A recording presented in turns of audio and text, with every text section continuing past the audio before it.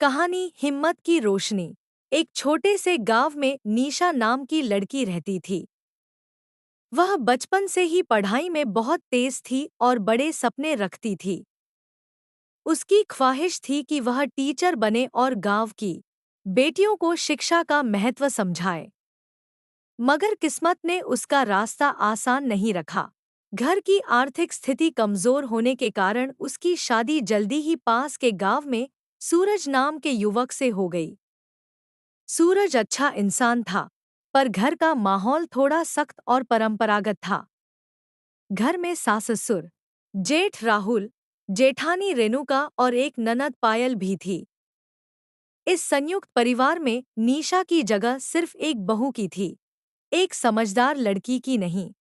विवाह के बाद जब नीशा ने घर के कामों के बीच थोड़ा समय पढ़ाई के लिए निकालना चाहा, तब जेठानी रेणुका ने ताना मारते हुए कहा, यहाँ बहू बनकर आई हो, किताबों से शादी नहीं की तुमने।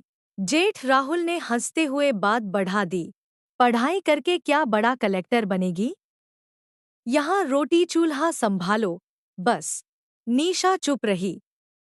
ससुराल में उसकी बात को कोई महत्व नहीं देता था, मगर उसका मन हार मानने को तैयार नहीं था। छोटी सी उम्मीद। एक दिन गांव के स्कूल में पार्ट टाइम ट्यूशन टीचर की जरूरत निकली। नीशा का दिल धड़क उठा।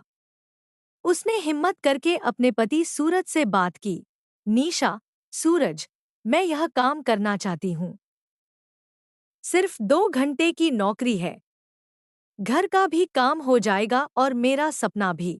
सूरज पहले चौंका, बट उसकी आंखों में सच्चाई देखकर बोला, निशा, अगर तुम्हें सच्ची खुशी इससे मिलती है, तो मैं तुम्हारे साथ हूँ। यही वो दिन था जब उसकी जिंदगी में एक किरण जागी। सपोर्ट की, भरोसे की, हिम्मत की, रिश्तों की परीक्षा। लेकिन बात यहीं खत्म नहीं हुई। घर में जैसे भूचाल आ गया। रेणुका बोली, ये घर से बाहर जाएगी तो हमारी इस मिट्टी में मिल जाएगी। जेठ राहुल गुस्से में बोला, हमारे खानदान की औरतें घर के बाहर काम नहीं करती। सास ने भी साफ कह दिया, अगर नौकरी करनी है तो इस घर में रहने का हक नहीं।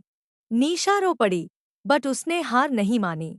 उसी शाम सूरज ने पूरे परिवार के सामने कहा, नीशा की पढ़ाई उसका सपना है, और सपनों को रोक दिया जाए तो इंसान जीते जी मर जाता है।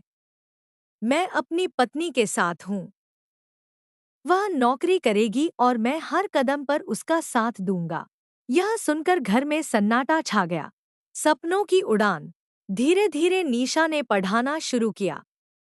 बच्चे उसे बहुत पसंद करते थे। वह सिर्फ किताबें नहीं पढ़ाती थी, जिंदगी की सीख भी देती थी। गांव की लड़कियां उसे आदर्श मानने लगी। कुछ ही महीनों में नीशा को ब्लॉक लेवल पर बेस्ट ट्यूटर अवार्ड मिला। अखबार में उसकी तस्वीर छपी। वही रेणुका और राहुल, जो उसे ताने मारते थे, अब गांववालों से कहते फिरते, हमारी बहू तो बहुत होनहार है। समय बदला, लोगों की सोच भी बदली। अंत इज्जत मेहनत से मिलती है।